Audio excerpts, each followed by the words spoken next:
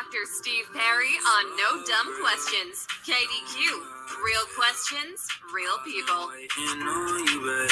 I've been waiting on you, babe. Give me something. Don't know how to win. I've been waiting on you, babe. Yeah, on you, babe. All right. Good evening. Thank you so much for joining us tonight. I'm here still in Harlem. Had a long day, but excited to talk to you. Tonight, our guest is supposed to be Miss Sabrina Fulton. She is the mother of Trayvon Martin, but she is under the weather tonight. And I completely understand that these are trying times. And one of our biggest challenges is to overcome what really are a set of circumstances that no one seems to have an answer for. What I am going to do is I am going to pick up and talk to her, very, very soon. We are working to reschedule. But it doesn't change the topic tonight. The topic tonight is motherhood, the challenges therein, the opportunities there. And I don't think that there's a better time to talk about motherhood, specifically single motherhood, than Black History Month. What do you mean? Well, if we're going to have an honest conversation, and that's what we tend to do with No Dumb Questions, the overwhelming majority of Black children are being raised by single mothers. This is not a statistic of which I am proud, but it is a statistic that colors every part of the Black experience. There is no part of being Black that is unaffected by the fact that for generations now, almost 3, the majority of Black children are being raised by a single parent. Now, we're not talking about those single parents who are single parents as a result of the death of their partner. We're not talking about single parents based upon those people who decided to go a fertility route alone. We're not talking about those single parents. We're talking about Black people who together decided to have sex and ultimately a child. We're talking about the traditional process of becoming a parent and what has sadly become the tradition within the Black community of leaving mothers to raise our children by themselves. And then the worst part about it, judging them by their inability to do it alone. So tonight, what I wanted to do was to shift the focus from the judgment and put it on the celebration of mothers raising Black children by themselves.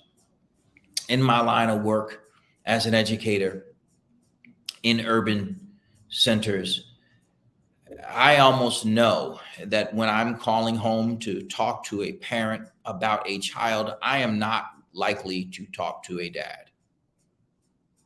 I am not likely to talk even to a granddad. If I talk to a man, he will likely be a responsible uncle or a member of the community who has taken responsibility.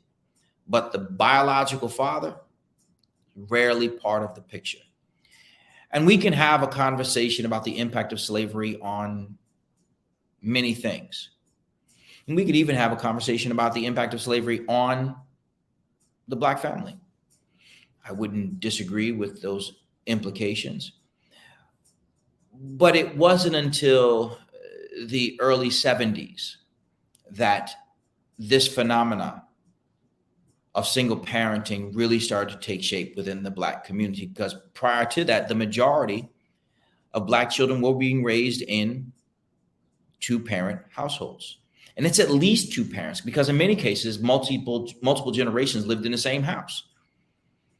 So it wasn't just mom and dad raising, it could have been grandma and granddad raising the children as well. That has changed. And it has not changed for the better. As a result, our mothers are trying to figure out how they can do all that they need to do to raise our children. It's unconscionable to me that a man is out there tonight knowing that he has a child, knowing this. This is not a question. He's not on some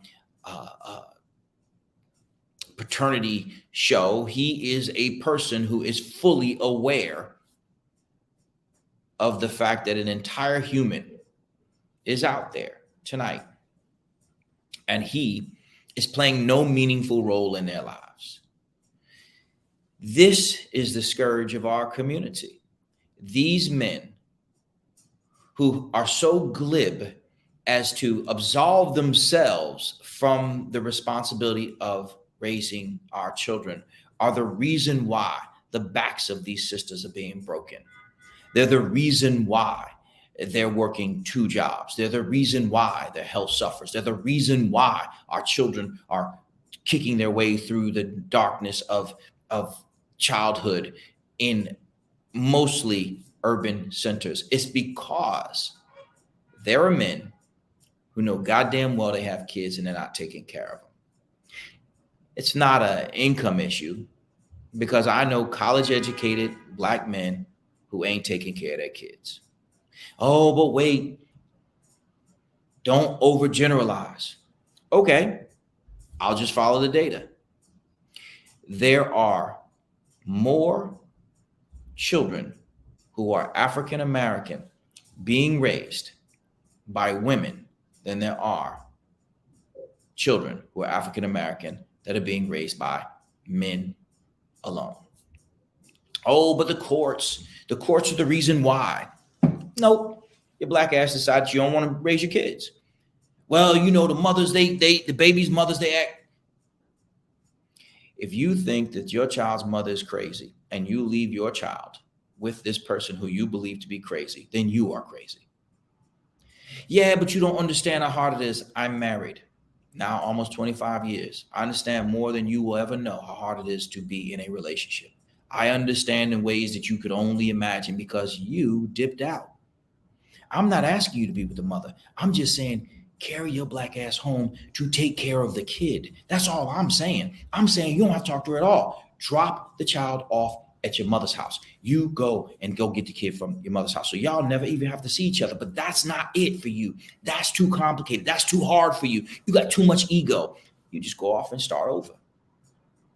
As a man who grew up in a house without his father, I have no sympathy for men who don't take care of their kids. None.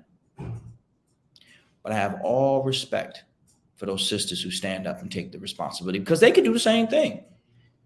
These women can say, you know what? Hey, you don't want them? I don't want them. You got stuff to do? I got stuff to do. You want to go out and live your life and follow your career and do whatever you want? I got a life and career I want. But they don't do it. They don't. Judge them as you wish. They stay. They stay through the fever at night. They stay through trying to put together money so the boy can play on the AAU team or the girl could be in cheer or vice versa. They stay through the boyfriend-girlfriend issues. They stay through the teenage years when everybody thinks that they know more than their parents. They stay through not being able to help them with their homework. They stay through the heartache of being someone who has children, trying to meet people who may not necessarily feel comfortable dating someone with children. They stay through it all. You, sisters, you stay through it all. You stay when these dudes dip. And as a result of that, you are the hope of our community. You are making Black present, which will one day make Black history. See, we as a community have to accept the bad behavior of men who are not taking care of their kids. Every single woman out there who is raising children by herself, not of her own doing, because I don't care how much you and your ex don't get along, there's nothing that the two of you got going on that should be bigger than the responsibility of taking care of your kids. How many brothers do I know out there who don't pay a damn dime towards their kids' life or college? How is it possible for you to know that your child is in college and you don't pay their tuition? You are disgusting. Get another job, do what you got to do, save money, whatever you got to do. If all you can do is put together $20 towards the tuition, then you only got $20, but make it count. If you can't be there in the sense of putting the money up, then be there. Make sure you talk to your son, daughter every single night, because I am sure you have a phone. Be there in the ways that you can. It's not about the money, but the money does matter. This is the best and worst time of year for me in the work that I do. We send kids to college and we send them at a rate of 100%. And this is the time when it gets really ugly. I remember it when I was in college. I was in high school, getting ready to go to college. My father had just gotten out of prison for doing something stupid. And he did it. He absolutely did it. There ain't no mistaken identity. He absolutely did it. And so my mother and I lived in the projects. And so it was time for the University of Rhode Island to get their money. And he said he was going to put some money on my books. And it turned into one of the biggest fights that my parents, who fought like cats and dogs until they got divorced just when I was 5. It was a fight that took me back to that time, that almost became violent. This guy didn't even consider that while I was going off to college, he might have to contribute in some way. And why that story is important is because of what it did to me as a person. I didn't really fret over whether or not I wanted him in my life or not. It got to the point where it was what it was. He is who he is, and I just gonna leave him as he is. But I at least expected when it came time for college that he would do his damnedest to help out. Now, he said he did, but he was not telling the truth. This thing that I experienced, I never wanted another child to experience. Yet now, 20 plus years of helping kids get into college, I experience it every single year. You have no idea how many children don't even think college is possible, simply because, not because academically they don't think they can make it, but because they don't think they'll be able to pay. Because they know there's no way in hell they're going to call the man who is their father and he's going to put a dime up for it. And year after year, their mothers, God bless you, find money. I don't know how you find it. I don't know what you do. I don't judge you. I just know that somehow, some way, you do everything from taking out plus loans to getting another job to connecting with family members who are not the child's father to make college a reality. This is not a simple deed. This is not something to be easily overlooked. It is the power of mothers and motherhood. It is the power of aunts and uncles. It's the power of our community that we must celebrate. See, when we think about Black history, we're often talking about the deeds of the famous and infamous. But we too often overlook the deeds of the unknown. The regular schmegular moms out there who are doing everything that you can to make it possible for your child to be part of Black history. You are doing everything that you can. You're not getting your hair done, not getting your nails done. You're not going on trips. And when you go, you're driving. You are putting aside the trappings of life that you quite frankly earned for the responsibility that you take very seriously. I want to thank you. I want to thank you as a Black man, I want to thank you as an educator, and I want to thank you as a father. My wife and I have 2 sons, and we love them both. I know what it feels like to write that check to University of Pennsylvania, and I know what it's going to feel like to write that check to Morehouse. And it's going to sting. It's going to sting. I cannot even imagine how it feels for you to write that check by yourself. It's not just the act of writing it, it's knowing that there's somebody else who bears the same responsibility that you do. And yet, you don't talk about this dude. How many mothers have sat in this office right here, in tears, saying to me, Dr. Perry, I want my son, I want my daughter to go to college, but I don't know how we're going to do it. Maybe they should just go to community college. Maybe they should just learn to do hair. Maybe they should just get a job.